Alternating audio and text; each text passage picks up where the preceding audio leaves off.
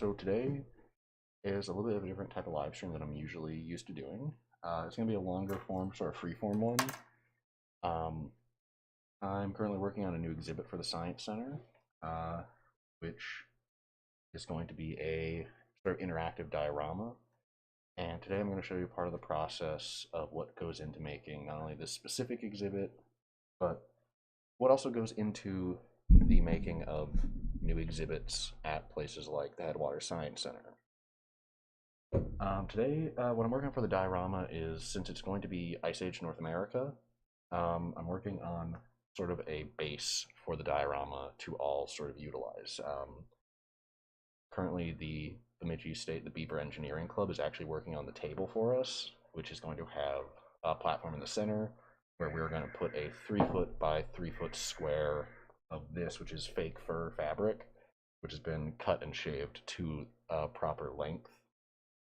And this is going to be basically fake grass. It's a really easy, not always cheap, but it's a clever way if you want to get durable fake grass. And what I'm doing right now is just brushing it as it dries. What I've been doing is combing paint through the fur to give it a slightly different color. So I'm going to zoom in, if I can remember how this camera works. You can see that looks a little bit more like a natural field than this area of it right here, which is very just sort of green. If you ever look at a field of grass isn't just green. There's a lot of yellows and browns in there as far as color goes, and it is a lot more layered. And part of this exhibit, what I want to make sure is that it is authentic feeling, so that when kids, or let's be real, college students, adults, anyone comes in, if they want to kind of mess around with the diorama, the animals, the terrain have a certain feel of realism to them while still being, fun to interact with. One of the big things for this project is I've also been working on making the animals. Myself and one of my coworkers, Nick, have been 3D printing and painting a lot of animals for the diorama. And it took a little bit of research to figure out what animals vaguely would have been in North America, roughly, let's say, 15,000 years ago. The reason I picked 15,000 years is that's before a lot of these animals went into a really sharp decline in population, so they were still plentiful on the landscape. And probably the big main animal is everyone's going to want to see and play with is the woolly mammoth. And I had to print up a bunch of these, and a big part about these animals is that they're really diverse in what they looked like. Their hair color could have been anywhere from practically black to practically blonde. So each of the mammoths in the diorama has slightly different hair color, just for that authenticity of their natural populations. And that was just a big goal of this, is to provide people a look at a time in Earth's history, specifically North America's history, that we don't often think of in that context, because we tend to think of the Ice Age as very cold, and it was, but there were still seasons, and they still had spring.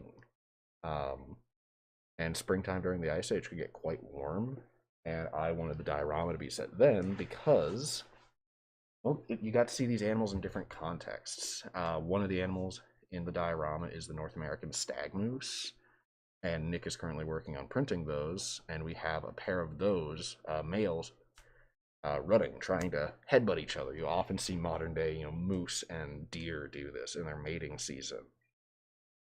We have 2 species of mammoth for the diorama. We set kind of a high bar for the diversity of species.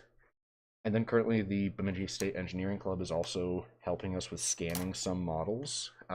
It's not just going to be animals that are extinct in the diorama. A lot of animals we tend to think of as modern animals were around back then, American bison being one of them. And we're currently getting a model of that scanned so we can start 3D printing, because we're going to need a lot of bison for this diorama. We need to be able to present a large herd. And then there's also, again, other animals that we tend to think of as North American, but they're slightly different. We have the North American wild horse is another big, for numbers, in this diorama. There's going to be over 20. And going into the process of collaborating with other organizations to get a lot of this done has been really eye-opening. This is the first big exhibit I've ever helped make. I'm also working with a Bemidji State capstone student who is not only helping me with prehistoric painting night, but he's also helping me with sort of figuring out vaguely what direction we want this diorama to go. And he's helped paint a couple of animals for it. In fact, April 22nd, which is Earth Day for everybody, we have another prehistoric painting night coming up in April. And that one, the animal is going to be woolly mammoths. So our capstone student is going to walk people through painting woolly mammoths, and hopefully he's going to have a lot of fun information. Kind of a fun thing with the capstone student here, Jarrett is not he's not a biologist, he's not a paleontologist. So the information that he's looking about mammoths and stuff that he's going to find more so than what I typically find and I find cool about these animals, it's probably going to be more what people are interested in learning about them. It's a really nice thing to have someone with a different perspective and a different background than you working on a project like this. And again, it's always fun when you're doing stuff like this, when you've got people who, while having a different perspective, are just as passionate about the work and want to see something really cool at the end of the day. Also, and for one person we got currently tuned in, if you have any questions, feel free to enter into the chat and ask questions while I'm working. This is less of a sort of video lecture live stream and more of a freeform. Feel free to ask questions. The big thing right now, what I'm doing is getting the paint kind of mixed, getting that color, and hopefully that will, again, give us the authentic look of grass. As I am using my bare hand for this, just because we're using pretty safe acrylic paints. At home, again, if you're going to do this for an art project, I'd recommend being able to having stuff to wash your hands and stuff nearby. Yeah. Overall, this diorama has been a project I've kind of had on my mind for a while, ever since I found this technique for making fake grass, actually, a couple months ago, and I realized it would be really great for a diorama. And actually, the director of the museum came up with a big idea that changed a direction of this project quite a bit. Because I initially was going to make this diorama, but it wasn't going to be interactive. It wasn't going to be something kids and other people were going to be able to reach in, play with the animals, touch them, handle them, get a good look at them. It was going to be a stationary, static diorama. But Lee, talking to me, was like, well, since you're 3D printing stuff and it's sort of like the painting nights, would it be stuff that kids and people could actually handle? We could move the animals and rocks around. And that was a really good idea that had not occurred to me. And this is why I love working with people on projects like this. You get all that different, ideas, and sometimes someone just has a totally different idea that is, quite honestly, better than what you had initially come up with. They will see things that you don't, and vice versa. It's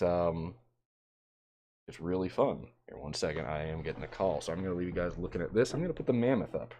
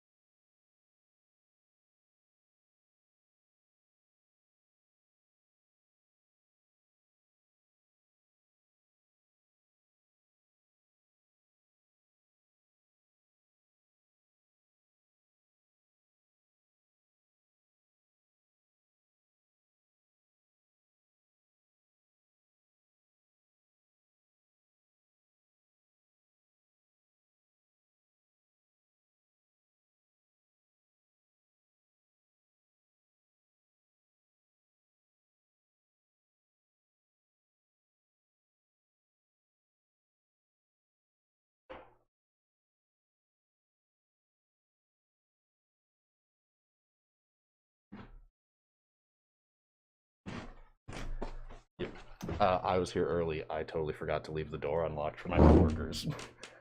What was I saying about communicating with people and being clear about stuff? Yeah, sometimes that happens. But yeah, no, it's a very fun process, this sort of stuff. And I'll probably, throughout this live stream, I will bring out other bits of stuff, other animals. Some of the animals in this diorama are things that I've gone over in live streams. Around when we started getting snow and stuff back in November,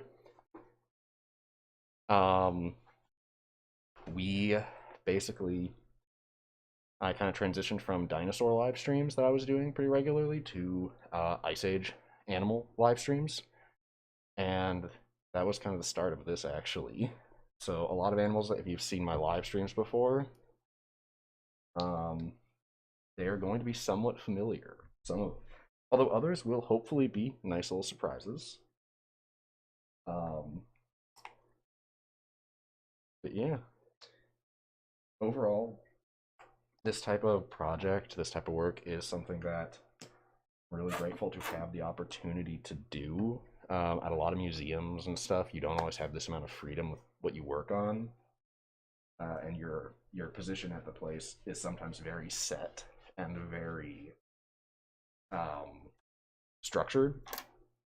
The Headwater Science Center being a slightly smaller place, we have a lot more freedom with what we do with our time, and it's pretty fun. Again, I don't think at other places I've worked I've had the freedom to do stuff like this. But yeah, that's a live stream. Daily.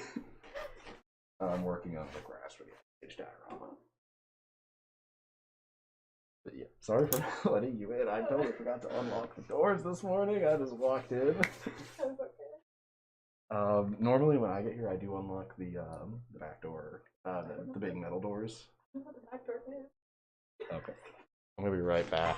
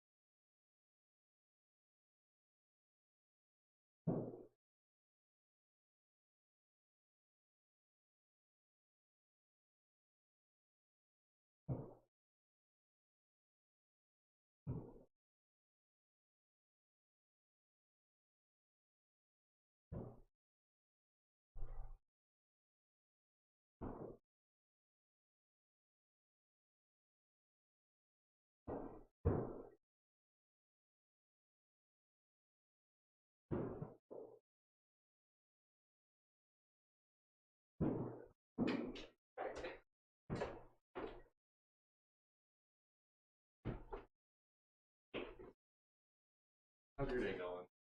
Your day going good so far?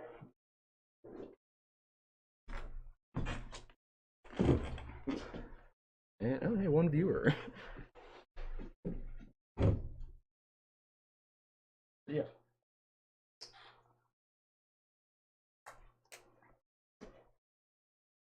But yeah, generally with work and stuff like this. This is the other thing. A couple weeks ago, I had a friend, Sarah, a colleague, who is a scientific illustrator on a live stream. And we talked a little bit about how art gets used in scientific fields a lot. And museums are a big place where that is. A lot of the style of art that I do comes down to sort of miniature painting and terrain work and stuff that I got really into during quarantine. And it has turned out to be really fun and really useful. And model making in general for a museum is a big deal. Because it's not just dioramas and stuff you can make with model making skills. You can make full-on replicas of specimens, whether they're archaeology, whether they are paleontological, biological. You will see replicas in some of the largest museums in the world. One of them being the Chicago Field Museum, another being the Smithsonian. They will have replicas of archaeological and other types of specimens all the time, and the work that goes into those, making sure those are authentic looking, that those are presentable to the public, is a huge deal. And that's becoming a bigger and bigger thing as sort of returning artifacts, especially in archaeology, to the countries where they are initially from, before they were taken by certain colonial forces. It's a big process that thankfully is sort of getting started now, but it's a way that a museum, if you can make a perfect replica of the object, with like a 3D scanner, you can still kind of have it on exhibit while returning the actual thing to the cultures and the people they belong to. And hopefully that becomes a bigger thing as we go on with newer discoveries, where instead of like taking it out of the country immediately, what they can do is have a scanner somewhere, scan it, and send those files to museums around the world. And then they can do stuff like what I've been doing here, which is 3D printing bits for exhibits. We have 3D printed stuff out on the floor, actually. I have a 3D printed megalodon tooth in our shark display. I have a 3D printed little mammoth in our mammoth display. And hopefully our 3D printed stuff will only increase as time goes on. I've been working on training a few people here on how to use the 3D printer, how to get files and stuff. And hopefully that leads us to be able to do more types of stuff. I'm working on a Neolithic Art Exhibit, where I'm working with one of our newer hires, Ellie, who is really good at sculpting with clay, and kind of the by-hand manual version of the scanning and printing, what I do. And we'll be hopefully recreating a kind of cool bit of paleontological art. I don't want to spoil that type of exhibit too much yet, because that's a ways in the future. This Ice Age diorama table is a little bit nearer. It's closer to probably near the end of April, start of May. This will actually be out on the floor for people to interact with. It should be something that hopefully is a big draw and just in time for spring and summer. Yeah, again, anyone watching, if you have any sort of questions about what I'm doing today, we have the Twitch chat, and let me see what the multi-stream chat looks like. Yep.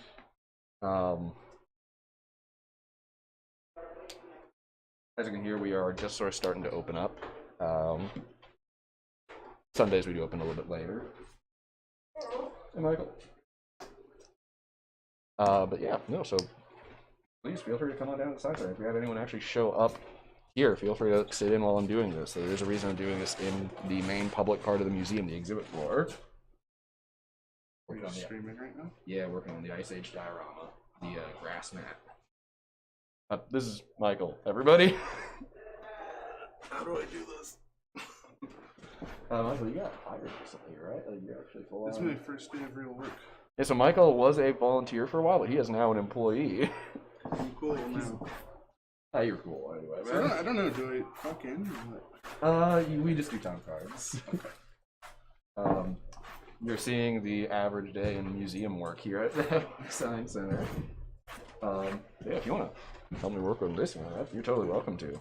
This is kind of a really informal live stream, and most of today is really just kind of letting people ask questions, because on our normal live streams often it is, let's scooch this way, get a bit to work with. We kind of don't have a lot of time for people to ask questions and stuff, but today we've got all the time in the world. Sundays are not our busiest day, so I decided to do this today. I might make this a regular thing if this winds up being fun for everybody. You want to do anything? You want to help with this? Sure. Were you at the wolf thing yesterday? Yes, I was. Oh. I think I sat next to him. That's Probably. you're reading Doom? Yeah. Yeah. How's Dune going? I just picked it up again. I read like half the first book over summer, and then like I got busy. Oh, do you want to just like kind of comb out? I got busy and stuff, so I stopped reading it, and it's like, well, if I'm gonna be on the bus for 3 hours, I might as well make it slightly productive, you know? Yeah, if you're gonna be on the bus, that's all you do. Okay, so you guys went on a wildlife society trip yesterday. So you guys can, if you want to talk about that, that might be kind of interesting for people to know where you guys went. Even on camera. This is live stream. Well, we went to the wolf. What was it? The International Wolf Center in Ely, Minnesota. Real Grinch. So the day I was shaving this, by the way, everyone who walked by was like, "Is this the Grinch?" And it's like, yes, I haven't heard that joke 7 times yet. Yeah, I was kind of wondering when you sent me the picture. I was like, it looks like shag carpet. It does. It's a little bit longer, hair than I was expecting when I got it. I was like, I'll have to like do a little bit of shaving. Last Sunday I was going through with a huge electric buzzer. It's like, I was gonna say it would have brought mine if I knew, because I got a cordless one. Oh, I interrupted you guys. So you went to the wolf sanctuary and you got to see actual wolves. 3 of them. There's 2 Arctic ones and then 1 gray. A subspecies of it. Right. Yeah. Sounds super fun. Yeah, it was. I mean, my only problem was that like it was 3.5 hours of driving and we were there for like an hour. The wolf center was very cool. I really like seeing the wolves, but it was like the wolves and an exhibit. Yeah. Yeah, Yeah. And they were like, occupy yourselves for 2 hours, and I was like, It would have been more fun if it wasn't the only thing. yeah. I mean, we looked around town and stuff, but It does kind of show like wildlife centers and stuff do kind of sometimes not always have a bunch of stuff if they get too specialized. right. It's one of the things I'm really grateful for at the Headwaters Science Center is we're really trying to get. Yeah, dude. So we actually just opened as well, so How do we get in here before? you should get a key, or if I'm here, the back door. Oh, I don't. I'll show you that in a little bit. Yeah, because I need to know like how to do stuff. I'll show you. Thank you. When you like lay this down in the diorama, Yeah. and then you can do to give it more variation is you can use an airbrush tool or powdered chalk pastels to give it more depth. Just like when you lay it down. It's a Oh, really good idea. make like I guess this is why you work Make, with like, other fake people on shadowing? stuff. That's what I do with clay. oh. You just take a chalk pastel, you just shave it up with like an X-Acto knife, and then you just take a little paintbrush. That's a really good idea. Yeah. Again, this is why you work with other people. People know stuff that you don't, and I'm also in arts. This is what I do.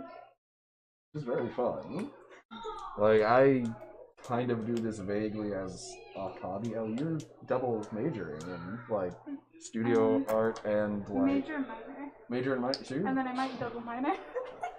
like, so you're, like, studio art is, like, one of your things. So, like, this is, like, exactly up your alley. And again, this is a thing where a couple weeks ago we had a guest on our live streams. I was talking about Sarah, who does scientific illustrations, which I'm sure a lot of people have seen, like those big matte paintings in museums, where it's like the African savanna or like the Ice Age or the Cretaceous. And they're great for getting like the public really into something because it's something tangible they can look at. Yeah, they're beautiful. I want to see the that Audubon book.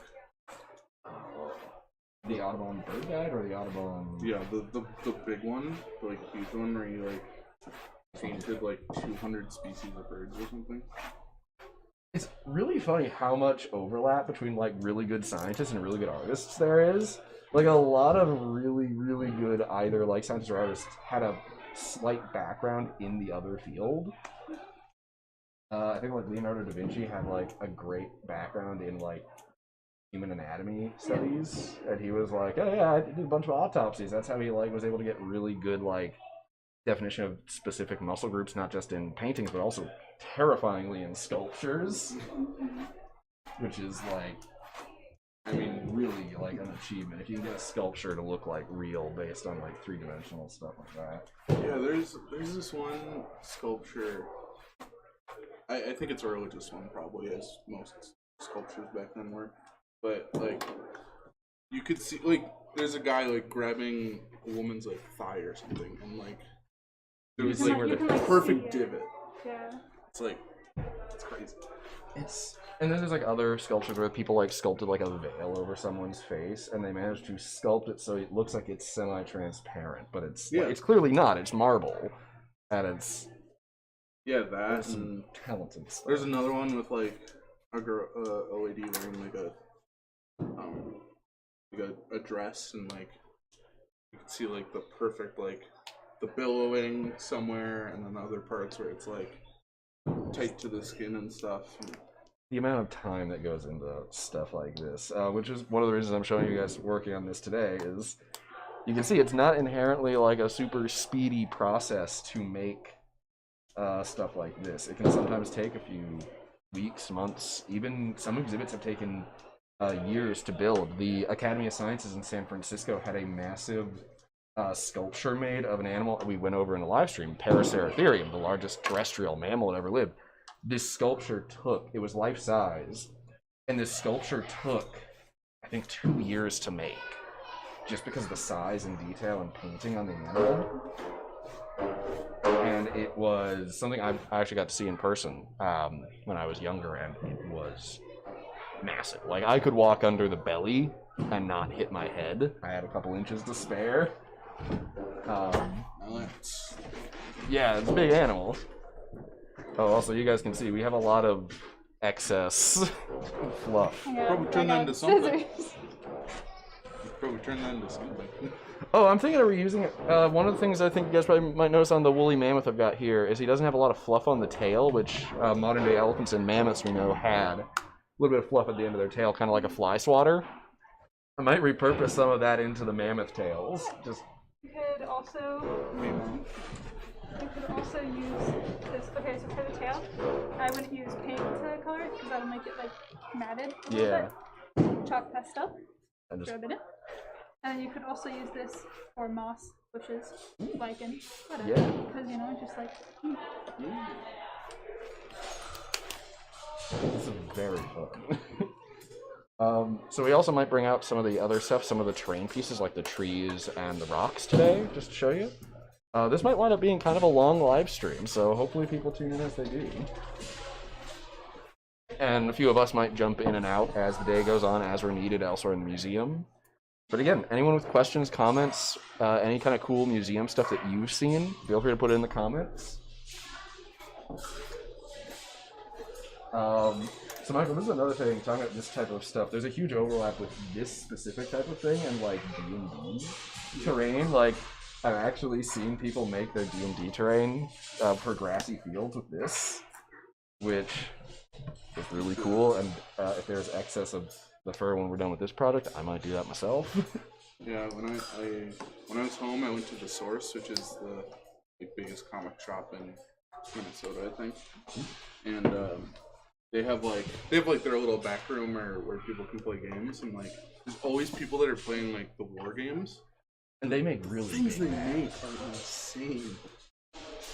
Yeah, it's always incredible. I actually got the idea for the fur mat from a miniature maker, someone who did a big old European terrain piece that was supposed to be, I think, in like Scandinavia is where the miniature was set. And they had all sorts of buildings as well. One of the things I'm going to be working on at some point is figuring out how to do a river on this terrain board, which is going to be a big part of it, which is going to be really fun. And a huge pain of resin's an idea. You cut the shape you want out of this, Yep. and then you mark it, you tape it the edges off, and then fill it in with resin. That's a big one, and then another one I had was just like that big clear Elmer's glue that dries super clear, so it's got a little bit of kind of squeeze to it. There's a few approaches to it, and then getting like waves is going to be a big thing for this. But yeah, hopefully this is also just the first platform out of 3 or 4 that we're going to have for this diorama table. So a big part of this project is I wanted the diorama table to be something we can shift out throughout the year. So for spring this year, we're going to have the Ice Age stuff, but actually we're going to have about 3 or 4 different time periods and areas in Earth's history. So the big one that I am kind of looking forward to is the one I think I'm going to work on right after this, which is the Mesozoic Oceans. So that's the oceans during the time of the dinosaurs. Because there's a lot of really cool animals that lived around that time that were not dinosaurs. So you have stuff like Plesiosaurs, which were those like sort of long-necked marine reptiles everyone thinks of when they think of the Loch Ness Monster, which is a whole live stream in and of itself.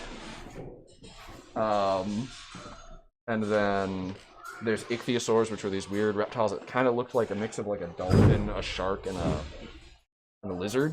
They had these like kind of beaked mouths like dolphins. They have kind of a shark-like tail. And just this really weird eye. It was almost like a bird's, where it had a little scleral or an eye ring, is what they often get called, of just bone.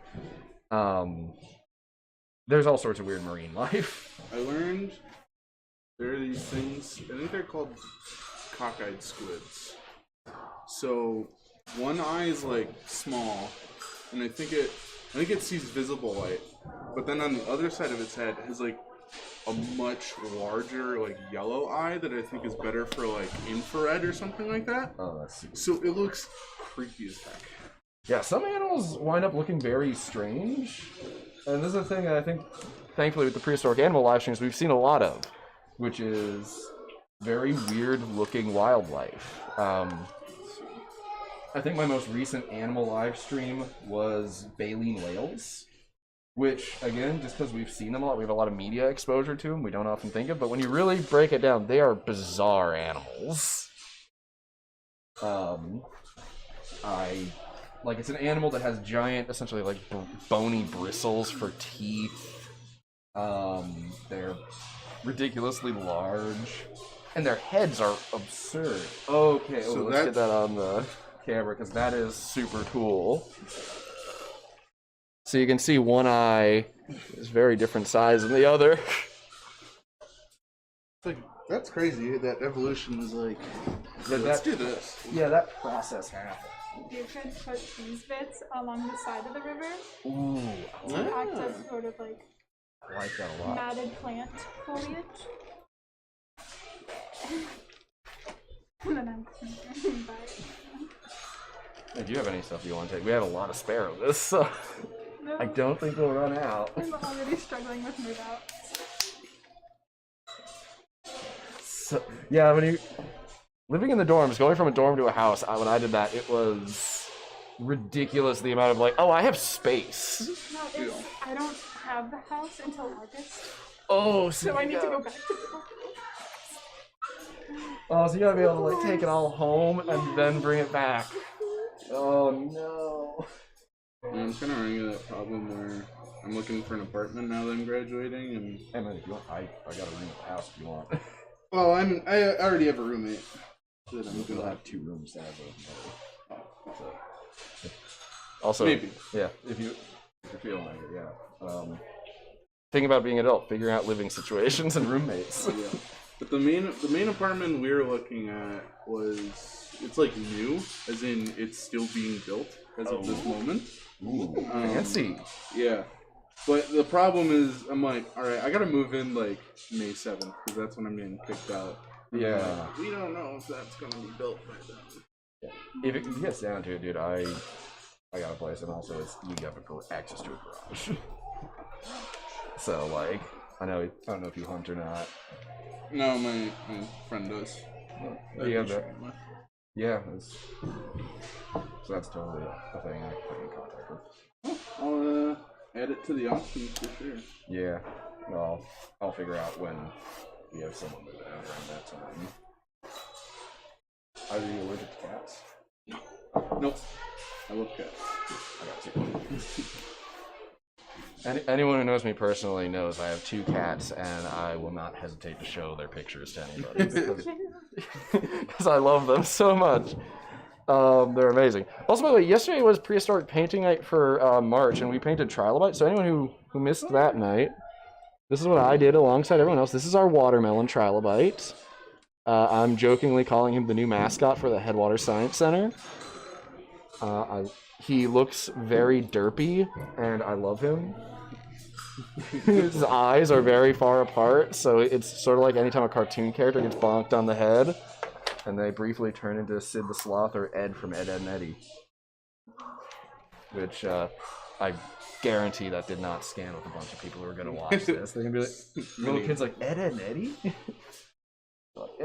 Some people may know Ice Age, but Ed, Edd n Eddy's a little niche for... And that's when I feel old, and I will start coming in with a cane. Just...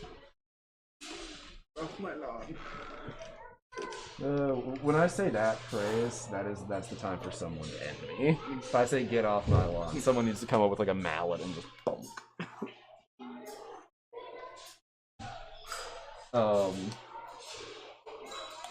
So this one, what animals? So because we're gonna have like a bunch of Ice Age animals in this. What animals do you think are like the like can't skip for like Ice Age animals? Smilodons. Which Nick actually was showing me pictures. The guy who's working on printing some of them showed me pictures yesterday. We have a lot of Smilodon there. We have like the great thing is Nick was looking at the poster for the files we got. And he was like, "Oh, what about these ones that are just kind of like sitting around?" I'm like, "Oh, use those. We want the ones that are just sitting around doing nothing." Because a big goal for the diorama is to show these animals in their natural habitat with behavior. Saber-toothed tiger. Yeah, that's Smilodon there. Giant sloth. Yes. Ooh, in my office I actually have some of the giant sloths if you want to grab one of On your those. desk? Yeah, right behind my desk. Yeah. Wasn't there North American horses in... There were, and I was talking about those earlier. Yeah, those are a big one for this diorama that I wanted. The engineering club is hopefully going to scan a little model I found of those, so we can print it up slightly smaller and scale with the other They animals. have like a 3D scanner? They do, and right now, one person I know is kind of just trying to get in contact, doing the phone and email tag with the professor for this. But we hopefully have that scanned, so that and the bison are going to be able to be scan and then print. Because yeah, bison are going to be a huge part of this diorama too. Yeah, you should do a lot of bison so you can kind of catch the scale of the herds. Yeah, that's the thing is, so for this diorama, we have roughly 13 species of animals that are going to be in it. I kind of did a rough count of how many of each I wanted. It came out to like over 80 individual animals, and then it's like you'd think that's distributed among the species relatively. It's mostly the bison and horses. Those are going to be the most numerous things in this diorama, and I find it hilarious. Because it's like, they're going to be sort of the most mundane looking animals, but they're really cool. If you ever look up Ice Age horses and the coloration, and how we know about the coloration, it's really fun. So we have some fun animals here. So Ellie grabbed 2 of the giant ground sloths, and 1 of the glyptodons, which is a kind of armadillo, which will be on a live stream soon. I promise I will eventually get to all the animals in our diorama. That looks fun. And the giant ground sloths, we have a few different poses, and I'm still working out a color scheme for them. I've actually taken a lot of inspiration from a relative of the anteater, or relative of the sloth, the anteater, because the giant sloths were terrestrial, which is not like modern day sloths, so their coloration might have been a lot more like the ground-dwelling anteaters. So I'm kind of going with that big kind of stripe. But yeah, in general, the animals in the diorama are kind of fun. Like, I think I showed you this mammoth. And we're going to keep some of the mammoths hidden because some of them I want to be a nice surprise for when you actually come in and see the diorama when it opens. But yeah, so I've been using the mammoth actually when I was getting this to length. I've been using it as kind of a check where I would actually like put it down and be like, does the grass look like the right length in relation to like the mammoth? Because all the animals are roughly in scale with each other as close as I could get. So like, these guys are Pretty close. big. A thing that I didn't get to go into with the mammoth live stream was how not quite as extremely large woolly mammoths were compared to modern day elephants.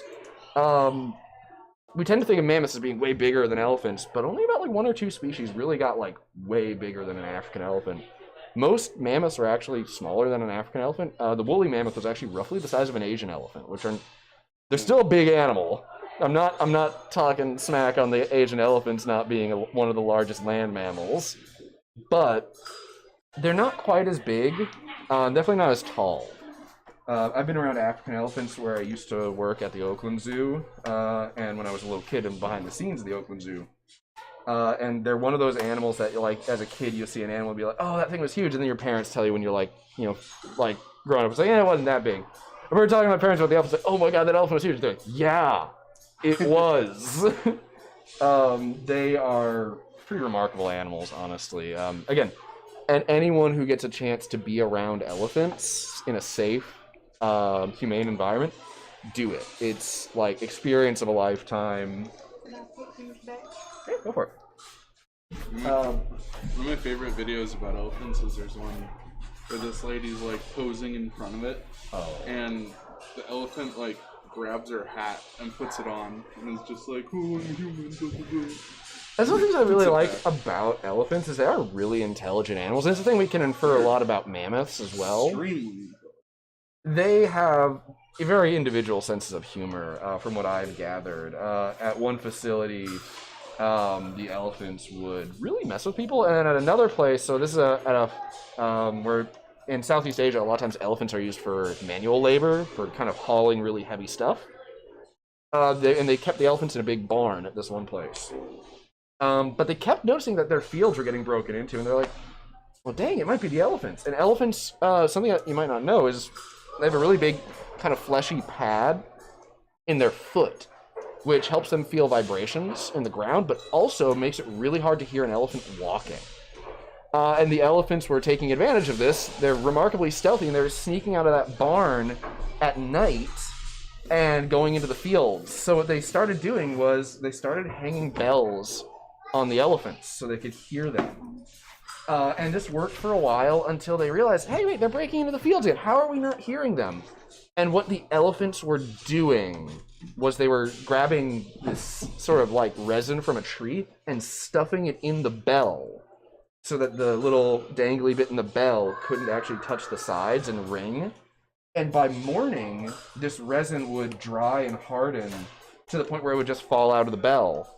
So there wasn't really any real trace of it. And it took someone staying up very late at night and then realizing these elephants have outsmarted us. And it's another thing about elephants we tend not to think about. They're actually almost a little bit nocturnal. They tend to do a lot of stuff at night. And it wasn't something we knew until actually relatively recently, the past 20 or 30 years, is that elephants really do love to move around. They do a lot of eating. They do a lot of their socializing after sundown. And this is a thing that's very likely bring back to like mammoths. Very likely mammoths did as well. For such large animals, being active at night is a big advantage because, well, you generate a lot of heat, and at night you don't overheat quite as fast. So yeah. It's very fun. The more you learn about like the really like small things about animals' behavior, a lot of stuff kind of makes sense, and a lot of stuff also will surprise you. One thing that kind of surprised me the first time I actually saw a demonstration of it was how stealthy gorillas are.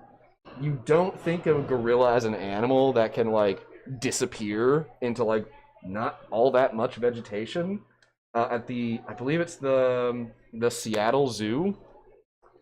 They have a very well-planted gorilla exhibit. There's some nice little bits of vegetation around. And I remember watching this gorilla go around a corner, and there was this pillar, and then there was a little bit of plants, and this gorilla just went around the corner and just totally vanished. And I remember everyone like going over there and looking around. No one could find her. And the gorilla just decided, yeah, no, I'm going to hide. It was really, really fun.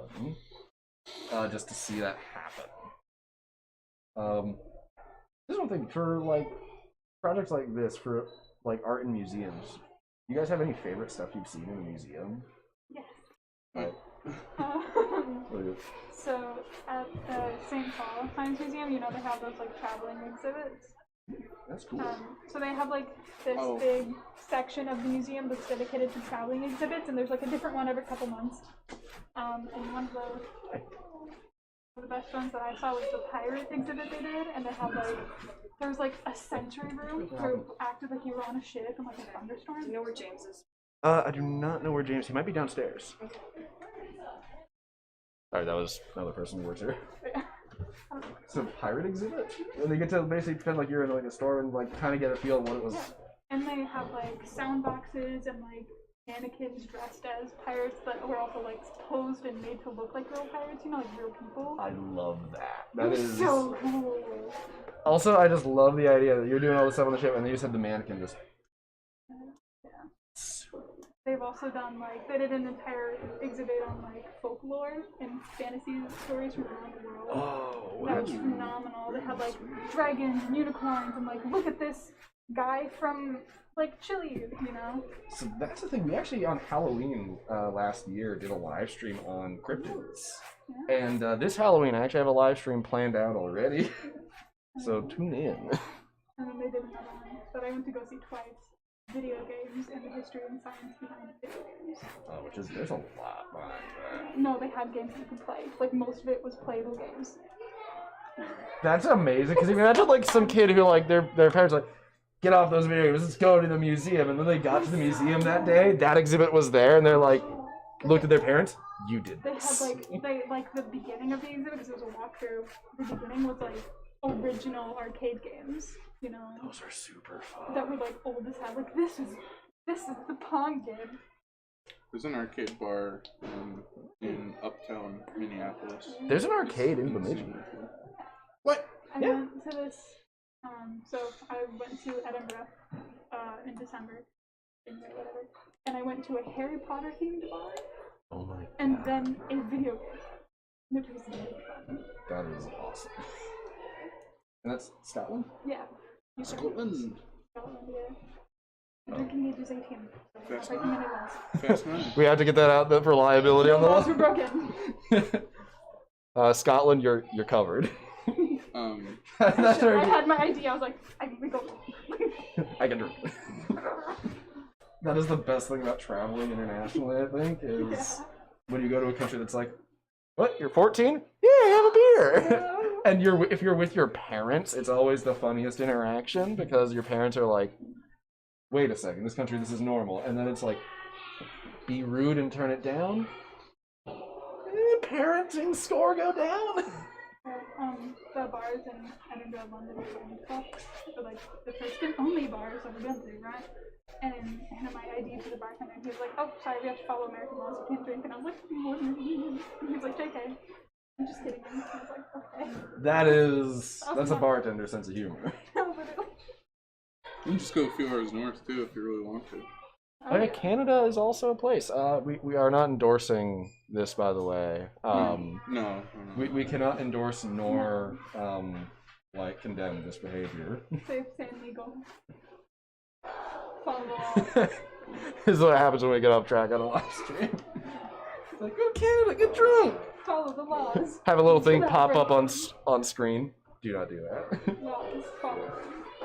Check.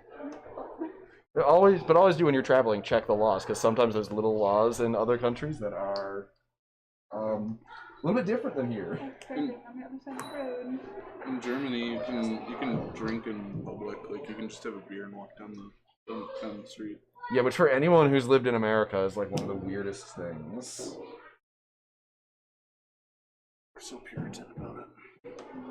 I mean, I think Minnesota is like one of the last states where I think just recently started selling alcohol on Sundays. Just a couple years ago. Like, I think that was like, what, 2017?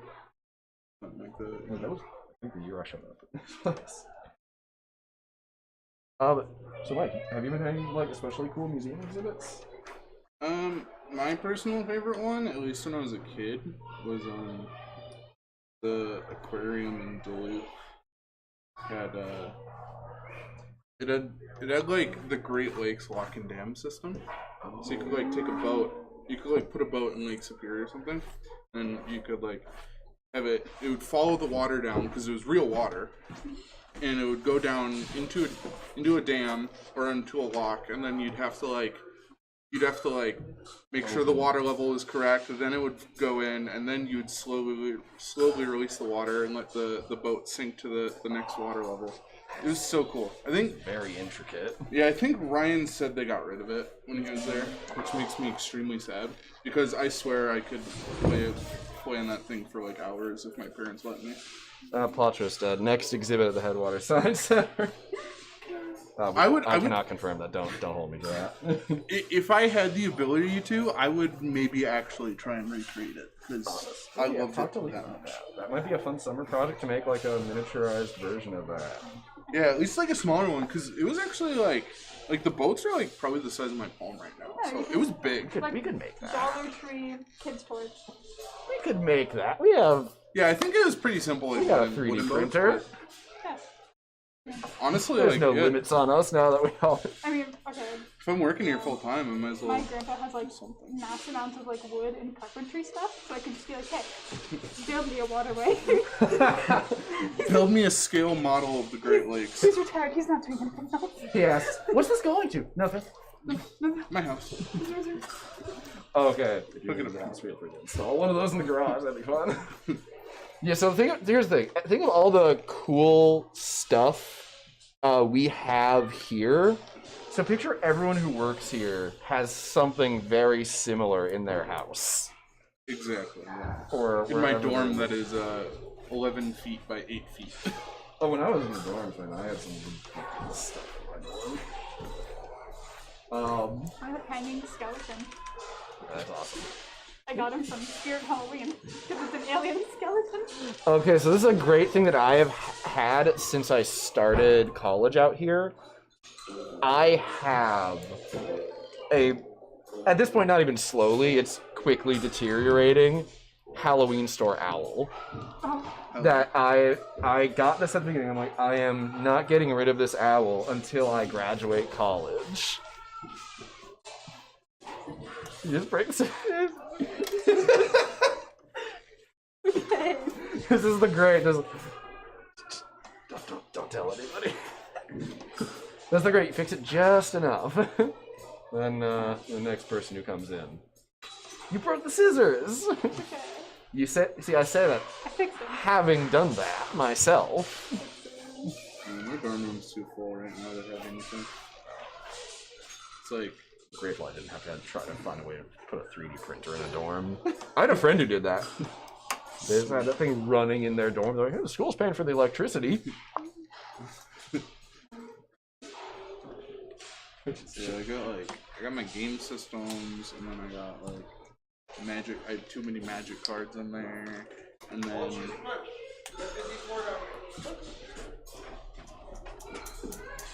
So we are open today, so we will have people popping in and out of working on this project.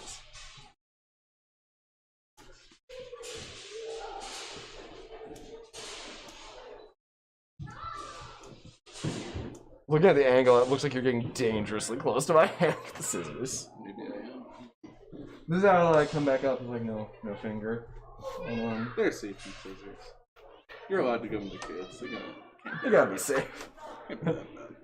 5 minutes later, we got like gauze wrapped around both of our hands. How did this happen your first day of work? Where we got the EMTs out here. Oh, yeah, I 9'd it. I don't know, should I just put on these desks? Yeah. He should be here today. Oh, is he here today? Yeah, director's here today. I thought he was probably Monday to Friday. He showed up to write some grants today. That's another big part of museum work is finding grants for helping us get funding for projects and stuff. Good. Yeah, we gotta finish my D&D model too. At some point. Today we're gonna try to focus on getting the stuff for the museum though. Yeah. This is the one where we're gonna have this table within the next couple of weeks. Awesome. And we want to get this ready to go, basically. I'm gonna really quick wash my hands. I'll be right back.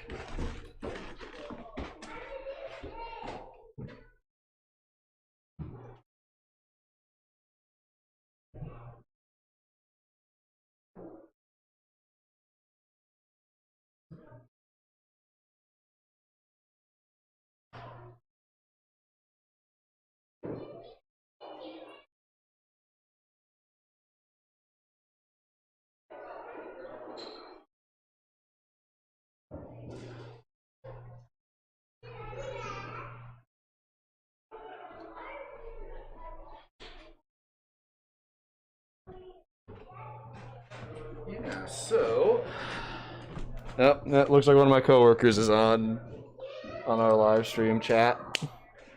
I'm gonna actually grab a few other things that we've been working on, specifically for this diorama. So feel free to stare at the nice, in-progress grass mat.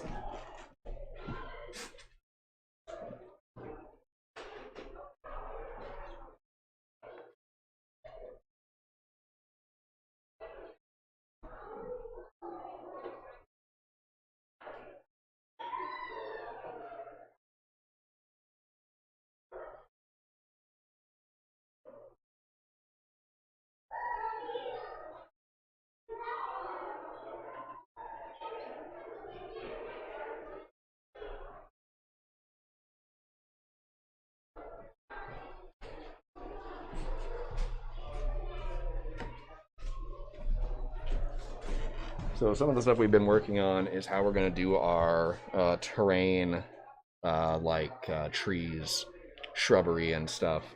And for the stuff that is going to be movable around for kids to place, we have 3D printed our own stuff.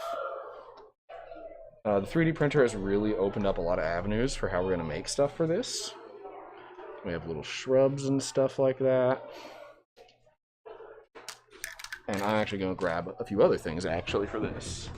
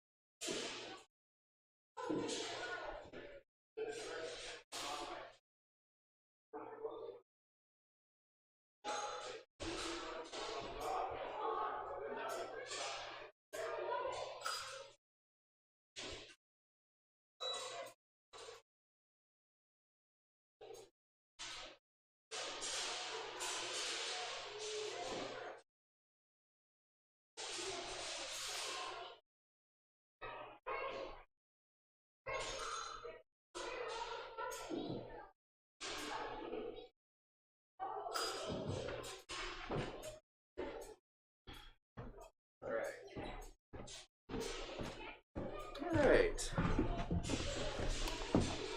So one of the things, we are making a lot of different trees and stuff.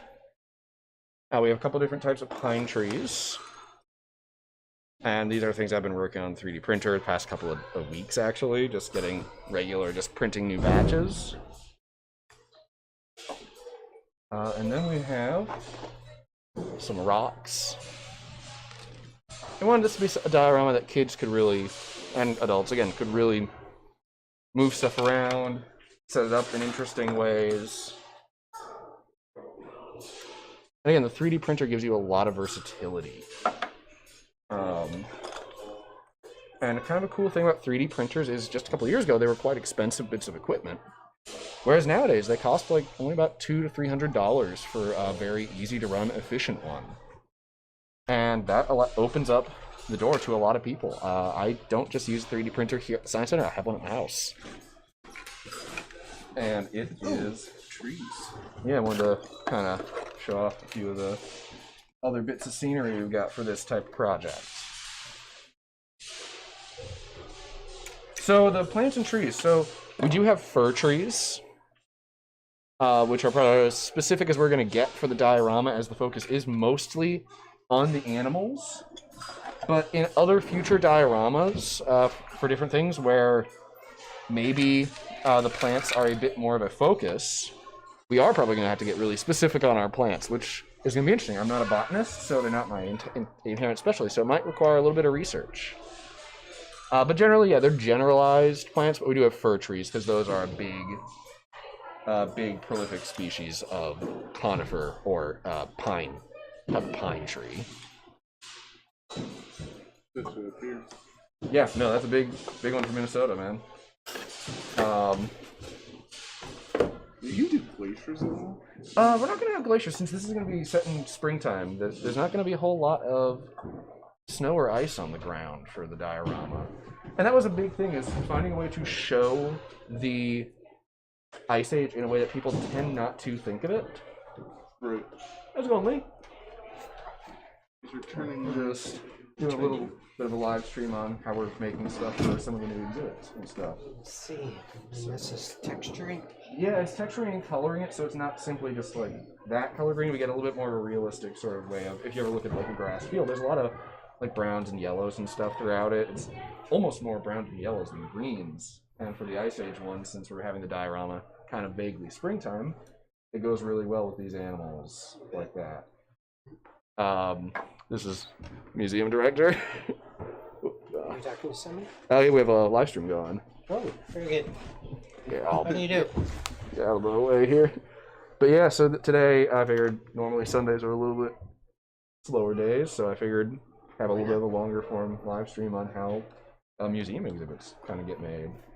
And hopefully in the future we'll be able to do more stuff like this, and we get a little bit of fun stuff and get more consistent sort of time for people to drop in, drop out for viewership. And again, anyone has any questions about any of the stuff, feel free to, again, leave it in the comments. Yeah.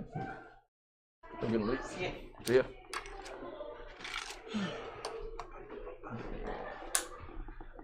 Yeah, no, so the big thing for this diorama, though, is coming up with generally what area of an ecosystem for the Ice Age we wanted to have.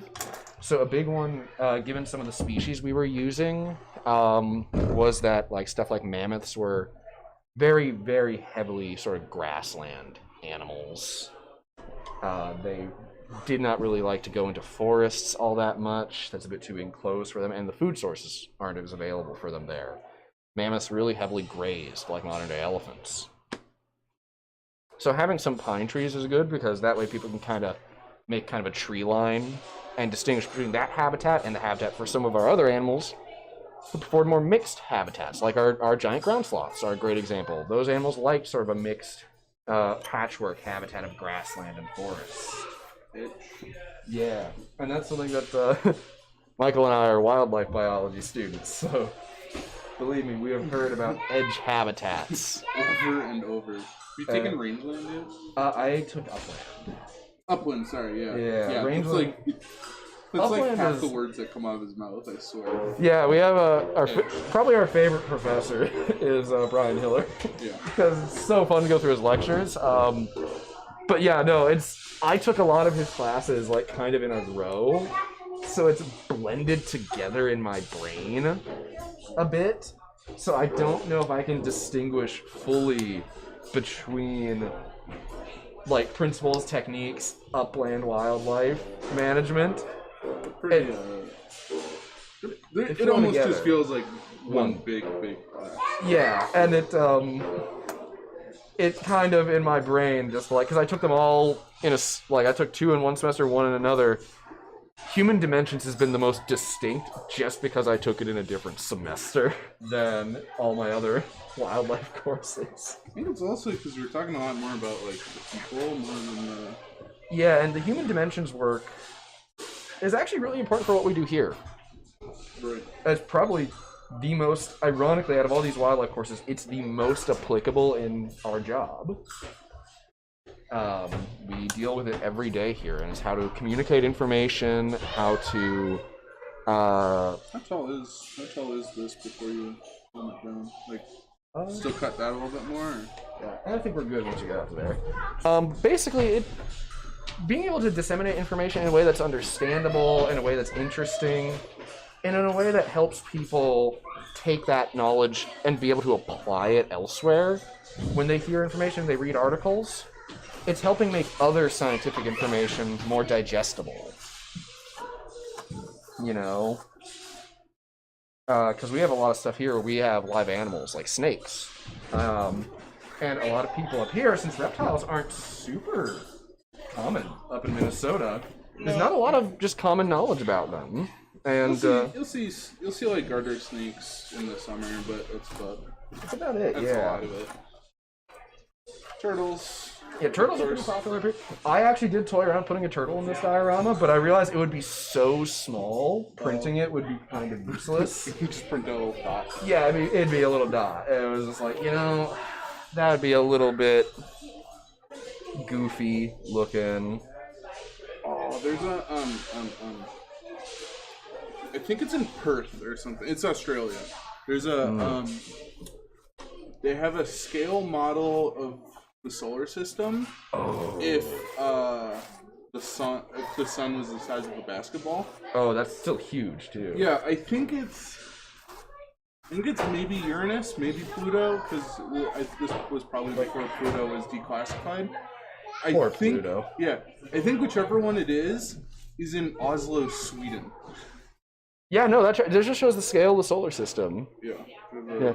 Look at the comment. Secret Easter egg. The turtle, I think, is what that's respond to. Yeah, we'll put a sneaky turtle in the little river for the diorama at some point. Yeah, well, that'd be funny. Do a Where's Waldo with a turtle. Oh, that'd be really good. One second.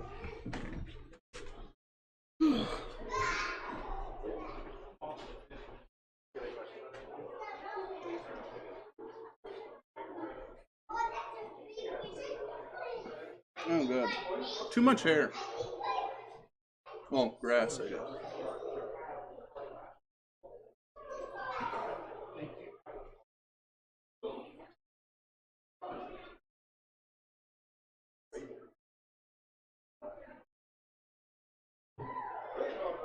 Yeah, I'd love to do some solar system stuff too. That was kind of what I wanted to do before I was in class for biology.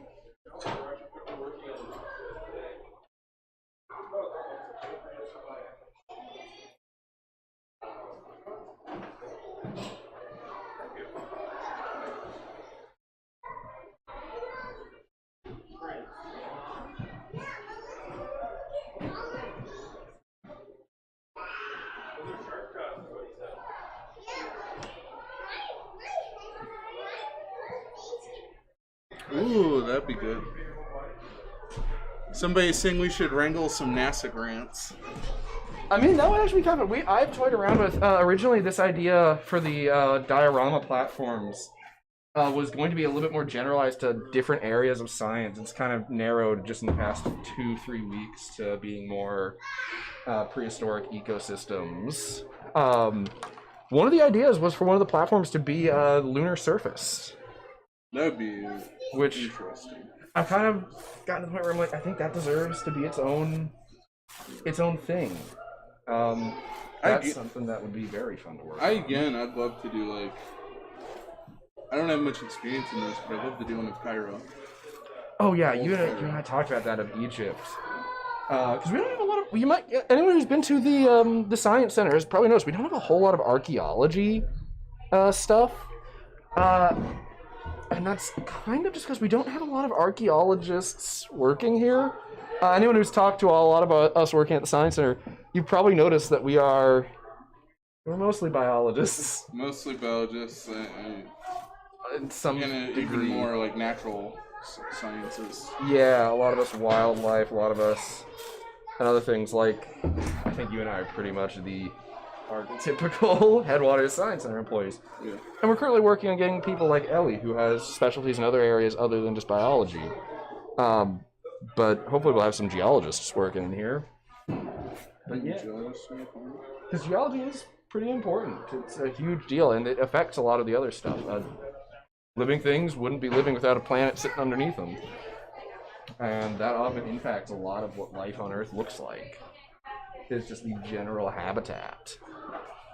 But yeah, no, overall, like, this is the type of project that I think child me would have loved to have been working on. Like, this is the type of stuff where, like, sometimes you gotta do what makes 10-year-old you go, cool. And I've been very fortunate enough to be able to do that for this.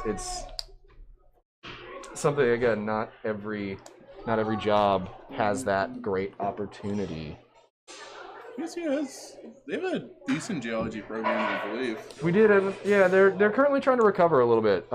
They had a little bit of a sort of rough time getting people into the other stuff. BSU is, we're a regional school up here. Like, people come from pretty far ways in northern Minnesota to it, but also We have some students from China because we're also sister have some- schools, I think. yeah, we have a lot of international students as well because of some of our programs. Yeah. BSU had, and I think is currently rebuilding, one of only 2 model making departments in the country. When we get those more model making students, we're gonna try to snag a few of them for here. Smart. Because they are really, really talented. I was in the engineering club for a number of years at BSU. I actually was president for just about a semester. And 2 of my best friends, who I still talk to this day, Riley and David, got me really into a lot of this type of stuff. I probably wouldn't be 3D printing, wouldn't be have the skill to use a laser cutter, were it not for my friends like them. How you guys doing? Do you have any questions about what we're doing? Yeah, actually, yes. So we have a couple guests here. So we are actually working on a project for a new exhibit here at the Headwaters Science Center. And it's going to be a diorama. And it's going to be something that guests like you can come in and actually interact with. It's not just going to be behind some glass. So yeah, he's going to show you. It's going to be Ice Age North America. So we're going to have these animals. If you want to kind of get a little sneak peek, you can feel free to hold that one. You guys are around in a couple months. It should be up and running. Yeah. Actually, our grandparents live up here. There you You're gonna probably get to see this a lot, and hopefully over time we get more and more different types of animals and stuff in the diorama, and we can change out if it's grassy, if it's in the ocean, and have different animals for each one. And they're gonna mostly focus on prehistoric animals, so you get to see stuff like woolly mammoths, stuff like marine reptiles, hopefully stuff even older. Cool. Bunch of But chairs. yeah. And then also you can see we've also got all the plants and stuff for this. Tree. They're going to be painted. They're totally not painted. This thing, I've got to paint a lot of this by hand. You got rocks. But yeah, so a big thing about this is so people like you can come in and play around and have something tangible to look at. Cool. Yes, this is fake That's it for fur. a little bit. A little longer. And you can see what we're doing is we're painting through it to make it look more like a real grass field. So like, how much would stuff like this, like more exhibits like this, be something you guys would be into? Because this is something that oftentimes we have a live stream going. Museums have a lot of trouble getting actual stuff from what their guests directly want. So would you like more hands-on stuff like this that's just maybe got a little bit of reading alongside of it, like a little sign, but something you can ultimately kind of get your hands on? I think that's like a fun thing. I enjoy more hands-on stuff than just behind the glass. Good. Yeah. So we're gonna, definitely. if we do more diorama tables, we're gonna definitely make sure that they are interactive stuff then. So, Hey, Clint, someone did the hot air. do you have any favorite prehistoric animals?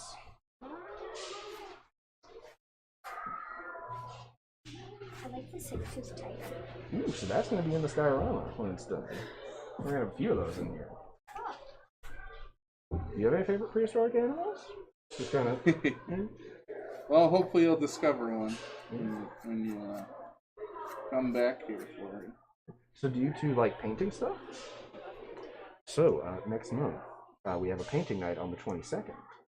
So if you might want to talk to your grandparents about that, they might be able to bring you back. You're gonna actually get to paint your own woolly mammoth. Yeah. And you get to take that one home actually. So we got a couple that are gonna have to live here for the diorama, but hopefully you guys can bring your own home. Do you have any favorite animals here? The snakes. Snakes are really fun. The snakes. We got to, and the lizards because we got to hold them and pet them. I actually, earlier today, I was freaked out of snakes, but after I held them. This place is a good way of turning people around. Getting to actually handle and be around an animal really helps with not being afraid. Owls can be a bit freaky, but they're also very fun. Yeah, like the one that you see when you just walk in, it's so Yes. cute. Oh yes, Whoopi is adorable, isn't she? So for those who aren't in the building and haven't seen Whoopi, Whoopi is a northern saw-whet owl, a very tiny, tiny little owl. They're native to Minnesota, and they are, yeah, pretty adorable. They're one of the cutest little birds I've ever seen. So, out of the snakes, did you have a favorite one you got to handle? The horns. So, for those who don't know, we have a corn snake here at the Science Center who is semi-albinistic. So, she is partially albino. Hi. Do you have any questions about what's going on? Or? Where'd the other What are you guys doing? So we're working on making stuff for a new exhibit here. It's going to be a diorama that kids can actually get and play with. And the first big theme about the diorama is going to be Ice Age North America. So we're going to have a bunch of Ice Age animals, not just woolly mammoths, but tons of other stuff. And it's going to have stuff like trees, and there's going to be some signage, stuff for educational material. But ultimately, it's going to be a diorama that the kids can actually come in and get their hands on and see what these animals might look like. We've gone to a lot of research extent to see how to paint these animals accurately, and how to represent spring during the Ice Age in an authentic way. And it's a way that we don't often think of the Ice Age. And then also that they're North American animals. These are animals that you can go see fossils of around here, and these are animals that, well, not necessarily living around here due to how glaciers were, live very close by. Also, yeah, they're probably going to be the biggest popular one. But we've got other ones like the giant ground sloths. A lot of them I've covered in live streams and stuff here. But hopefully some of them will be surprises. And then next month we have a painting night on Earth Day, so on the 22nd. So kids can actually come in and paint their own woolly mammoths. Because we have a 3D printer, we make them. Oh, really? Yeah, most of the animals. This is a ground sloth. So ground sloth, they're kind of a weird critter. One second, everyone on the live stream. They are sort of, they don't quite look like what you'd picture with a modern day sloth. They're very large. My daughter loves sloths.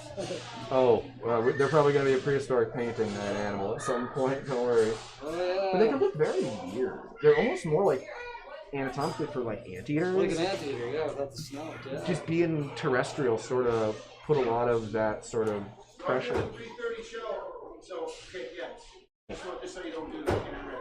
Got it. So we gotta make sure that by 3:30 we're wound up with this live stream. But yeah, so basically just by being, they're related to anteaters. They're in the same families in Arthra. So by having kind of a similar lifestyle, being terrestrial, they probably did have some similarities. One of the things with the coloration for the sloths in the diorama, I've actually looked at giant anteaters a lot. Oh, okay. Yeah, that's cool. But yeah, no, hopefully this will be up in like late April. So if you guys come back around then, it will be just over in that little area there. Well, thank you. That was interesting. Thank you for stopping by. We kind of did this out here so people could stop by and actually ask us questions. But yeah, so probably in about 20 minutes, we're going to wrap up the live stream. We're probably going to still be working on this, so if you want to come in and see what we're doing, feel free. But in general, we want to make sure everyone else here can use the camera. Yeah, no, like, this is the kind of stuff, again, that like I would not be doing without some of my friends here and some of the stuff I did at BSU that wasn't specifically wildlife related. It's one of those things where oftentimes people don't take advantage of the fact that like schools have a lot of really cool stuff, and if you don't explore outside of your major, you'll miss out on some really amazing opportunities. Being able to get that experience with technology is really useful, especially today. And just having those different perspectives on stuff gives you ideas you wouldn't have had otherwise. Again, without the engineering club and without those friends, Riley and David and others, I wouldn't have the know-how to do any of this, really. I wouldn't have these skills that I could apply in my job here. And it is really something that we don't often talk about, is getting all your, I think to quote Avatar The Last Airbender, draw your wisdom from many sources or it becomes stale. Yeah. If you only explore one field, eventually there's not a lot new for you to figure out. But yeah. So actually we might wrap up around here on that note of making sure you always look for new sources of knowledge. thank you for everyone who did actually tune in on this. I know this is kind of a rambly, very different type of live stream than we normally do, but hopefully we'll be able to do more of these in the future, especially while probably on Sundays we might try to make this habit, so while we were painting stuff like the animals for this diorama over the next few weeks. Which, yeah, should be fun. So we had Michael and Ellie on this live stream with me. I'm Carl. Everyone, the Headwater Science Center, we're open on Sundays around 1 o'clock to 5 o'clock. And the rest of the week we are open 9:30 to 5. And I know it's pretty chilly out the past 2 days, but hopefully we're coming up on spring. And we'll be able to enjoy that nice weather. Hopefully the lake thaws out. But yeah, until then,